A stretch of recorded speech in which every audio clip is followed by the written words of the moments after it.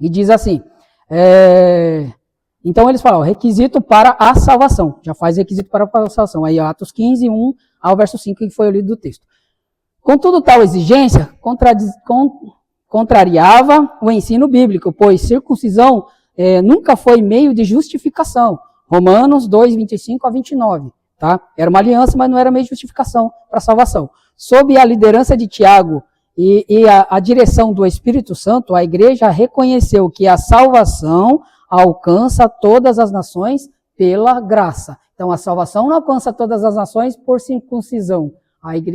A salvação alcança todas as nações por Cristo, pela graça, né, pelo sangue derramado por Cristo, pela ressurreição, né, e pela sua palavra, por andar em santidade, por andar em verdade e crendo que Ele é o Salvador, tá? Fecha esse pedaço aqui, vamos para a parte 2, que também a nossa hora está indo embora. O relatório de Pedro.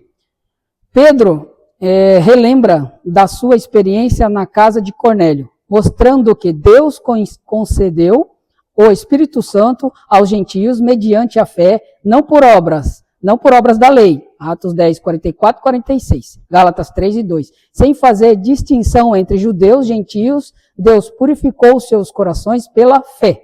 Tá? Lembrando que essa parte da circuncisão está no livro de Gênesis 17 e 30. Capítulo 17, verso 30. Que vai quando Deus fala com Abraão sobre essa aliança. Esse texto que nós lemos no livro de Atos de 1 a 5, e que é a base aqui, ele tem muito a ver com Gálatas, que é bem citado em Gálatas 2, tá? Gálatas 2 ele fala como se fosse um complemento desse texto aqui, que é citado aqui. Isso, então ele fala, só para os irmãos ter uma base de que também é citado sobre essas referências que é dado aqui no livro de Atos, que é escrito por Lucas, né?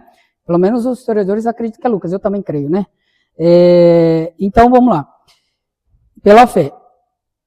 Sem fazer distinção entre judeus e gentios, Deus purificou seus corações pela fé. E assim Pedro questiona a imposição do jugo da lei e afirma que todos são salvos pela graça do Senhor Jesus. Então, Pedro já estava firme sobre a sua convicção de que somos salvos pela graça e não pela lei, e também pela lei. A lei que envolvia a circuncisão, que na verdade, se eu falar para os irmãos aqui, eu estava lendo e o que o comentarista diz, que Lucas, ao enfatizar essa parte sobre a circuncisão, no livro de Atos, ao enfatizar essa parte, era assim que estava acontecendo, mas não era esse o propósito. Tipo assim, a ideia dos judeus, os fariseus fazerem isso dentro da igreja, falando que as pessoas não circuncidadas não seriam salvas, não era essa, não era a ideia de só fazer eles circuncidarem. A ideia era de que os judeus não queriam gentios. Eles não gostavam de qualquer pessoa que não fosse judeu. As pessoas que não fossem judeus, era uma discriminação, era descarado mesmo, era discriminação. Dá para ver que Pedro era assim. Deus mudou ele, não foi? Não foi? Desce lá o lençol, come os meus animais imundos, depois vai para a casa de Cornélio, né? Onde Deus batiza, o Espírito Santo batiza as pessoas com o Espírito Santo, e são pessoas gentias. Então, a discriminação do judeu, o comentarista vai dizer, a discriminação dali, essa parte, não era nem tanto pela circuncisão, mas era assim, era uma forma de fazerem eles, bom, vocês não são judeus, mas então vocês vão ter que seguir o judaísmo, fazer tudo aquilo que o judaísmo faz. E mais ou menos isso. Então eles queriam mesmo causar confusão. Daí, seguindo aqui, então a parte 3. Aí o relatório de Pedro, que vai falar sobre isso, então Pedro já tinha sua posição, que era pela graça e não pela lei. O relatório de Paulo e Barnabé. Em seguida, Paulo e Barnabé relatam como Deus confirmou a missão gentílica por meio dos sinais e prodígio. Atos 4:30, isso, Atos 4:30. Milagre como cegueira do mágico de Cipriota e a cura em Listra, e o livramento de Paulo, testemunho a aprovação divina. Aí tem um monte de número aí, Atos aí, vários números, não vou ler. Além disso, destacam que os gentios foram salvos pela graça sem exigência da lei. Então, os gentios foram salvos pela graça sem exigir que eles andassem de acordo com a lei. Então, o que nós temos que entender é que havia-se um debate aí, havia-se um povo meio que dividido. Alguns acreditavam na lei e outros aquilo que aprenderam, a graça, tá?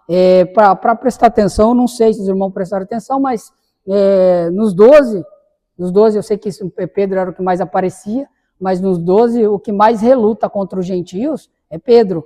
Os outros não aparecem se relutando contra eles, até depois de eles se converterem mesmo e entenderem do mundo espiritual e entender o propósito de Cristo na vida deles, tá?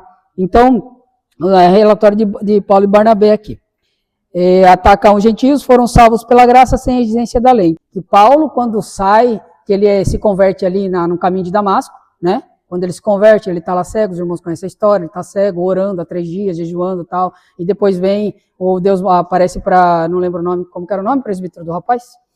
Que Deus fala para Ananias, ir lá e orar por ele, cai como uma escama, ele volta a ver, ele vai e começa a pregar na sinagoga lá, e ele começava a provar que Cristo era verdadeiro, que a palavra, e aí eles queriam matar ele, aí descem ele no cesto fugido, e ele vai para Jerusalém. É que a gente decorre o texto para não tomar tempo, para a gente não falar sobre, não, detalhadamente, né?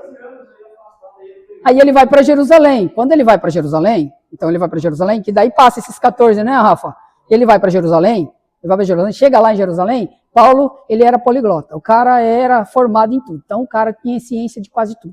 Então o cara chegou lá, na mente de Paulo, segundo diz Hernandes Dias Lopes, e eu também acredito, que na mente de Paulo, ele chega lá, eu sou o líder, você é o líder do povo lá. Eu sou mais inteligente, eu sou letrado, Pedro é analfabeto. Eu vou chegar lá e já chega. Por que você acha que o povo catou ele e pôs ele para fora? Porque ele começou a brigar com os sacerdotes, entrava lá na sinagoga e começou a debater com todo mundo, os caras queriam matar eles. Aí vem Pedro e fala para ele, não, você tem que ir embora. Aí Pedro ali, Tiago, vem falando, você tem que ir embora. E aí ele fala, não vou. Aí Deus, Jesus, falou para ele, viu, vai embora. Aí ele não foi. Aí eles cataram ele, amarraram ele, levaram ele embora. Chegaram no barquinho, colocaram lá no barco e falaram, por que falou amarraram? Porque diz que como constrangeram-o. Quando fala constranger, fala assim, tipo, obrigaram. Ele foi obrigado, tá? Então, se ele não queria ir por vontade própria, no mínimo os caras amarraram ele. Aí levaram ele lá e mandaram ele de volta. Aí que nem o Rafael falou, passou-se mais ou menos essa faixa de uns 14 anos lá na cidade de Tarso, na cidade dele, mandaram ele de volta para lá. Aí Barnabé lembrou dele. Não, Paulo aqui. Aí trouxe Paulo, aí onde eles fazem a primeira viagem missionária. Quando eles fazem a primeira viagem missionária, eles levam João Marcos. João Marcos era o quê de Barnabé? Primo. João Marcos era primo de Barnabé. João Marcos escreveu qual livro da Bíblia? Marcos. Então, agora acredita-se que como que ele escreveu, sendo que ele não estava presente em tantas coisas, nem em coisas que só Pedro sabia? Porque tem partes que os evangelhos não contam sobre assim, fala assim, e Pedro o constrangiu. Sabe a parte que Jesus fala assim? Para os irmãos entenderem, rapidinho, abre uma aspa aqui no texto, na lição. Pedro chega, Jesus fala assim, que ele morreria. Quem diz o homem que eu sou? Marcos capítulo 8, se não estiver enganado.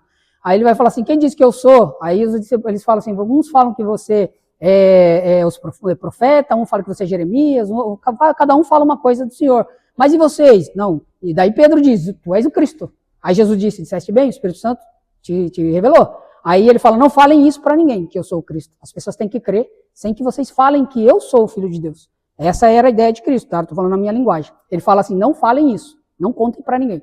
E aí Jesus vai falar, eu vou morrer e eu vou ressuscitar, né? Isso decorre o texto. Aí Pedro puxa Jesus do lado, que fala o constrangeu-o, ou demonstrando-o, tá no texto, tá demonstrando-o. Aí fala assim, Pedro fala assim para ele, não fala isso do Senhor não, o Senhor não é não. Aí Jesus fala o que para ele? Para trás de mim, Satanás. Certo? Só Marcos. Se não estiver enganado, é só Marcos que fala isso. Por quê? Acredita-se que o livro de Marcos é como se fosse um livro de Pedro. Entendeu? Tipo, muitos relatos do livro de Marcos é escrito porque quem citou, quem ditou foi Pedro. Aí, o que acontece? Tá, vai mostrar aqui depois no texto, vai falar. A primeira viagem missionária é Barnabé, e Paulo e João Marcos. Quando eles vão, João Marcos volta. Quando ele sente que a pressão daquele lugar, Hernandes Dias Lopes vai dizer que naquela época lá tinha uma doença muito rara que fazia que a pessoa tivesse uma dor de cabeça, a vontade dela bater a cabeça dela para parar aquela dor até sangrar. Que era insuportável a dor de cabeça que tinha naquela doença e acabava matando as pessoas às vezes. Isso Hernandes Dias diz. E Hernandes Dias acredita que esse era o espinho na carne de Paulo. Ele diz, tá? Então tá bom, vamos lá. E aí, o Hernandes Dias diz que pode ser que João Marcos tenha voltado dessa primeira viagem missionária quando viu essa doença espalhada pela cidade. Ele assustou, ele era jovem, era um moleque. Aí ele volta e larga os dois lá. Quando já Paulo e Barnabé voltam, e daí tem esse concílio aqui sobre os judeus e tal, e depois eles vão fazer a segunda viagem missionária. Quando eles vão fazer a segunda viagem missionária, aí Paulo não queria mais João Marcos junto. Barnabé falou, eu vou levar. Ele falou, não, você não vai levar. Aí entrou os dois numa briga. Os dois começaram a brigar. E a briga, a Bíblia diz que foi tão grande, que teve uma desavença, foram ásperos um com o outro, que cada um foi para um lado. Há sim um propósito nisso, porque daí Paulo pregou para uma região, se fossem os dois estivessem de acordo, eles pregariam cada um, vez num lugar, às vezes nem alcançaria o que alcançou os dois se separando. Que um alcançou uma região maior e o outro outra maior ainda, então eles abrangeram mais.